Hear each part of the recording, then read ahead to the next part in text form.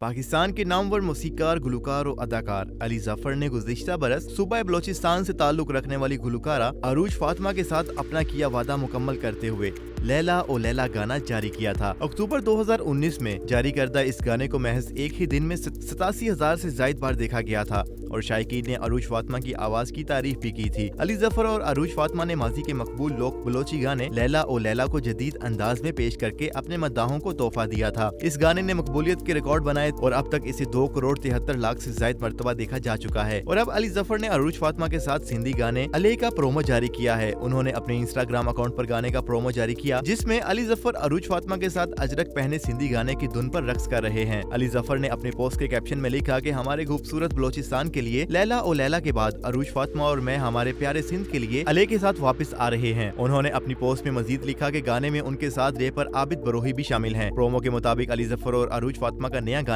रवा माह की 26 तारीख को रिलीज किया जाएगा। अली जफर के सिंधी गीत का प्रोमो काफी मकबूल हुआ है और अब तक इंस्टाग्राम पर जारी इस प्रोमो को 1,77,000 से ज्यादा मरतबा देखा जा चुका है। दूसरी जानिब अरूज फातिमा ने भी अपने इंस्टाग्राम अकाउंट पर सिंधी गाने का प्रोमो जारी किया। गाने के प्रोमो जारी होने से कबल रैपर आबिद बरोही ने मद्दाहों को बताया कि अली जफर के साथ उनका नया सिंधी गाना जल्द रिलीज होगा। नाजरीन, लैला ओ लैला के बाद अली जफर सिंधी लोक गीत का रीमिक्स रिलीज करने को तैयार हैं। आप इस हवाले से क्या राय रखते हैं, हमें बताएं कमेंट सेक्शन में। और अगर आपने अभी तक हमारा चैनल सब्सक्राइब नहीं किया तो अभी सब्सक्राइब करें और बेल आइकन पर लाजमी क्लिक करें ताकि आने वाली तमाम वीडियोस आपको बर वक्त मौसूल हो सकें।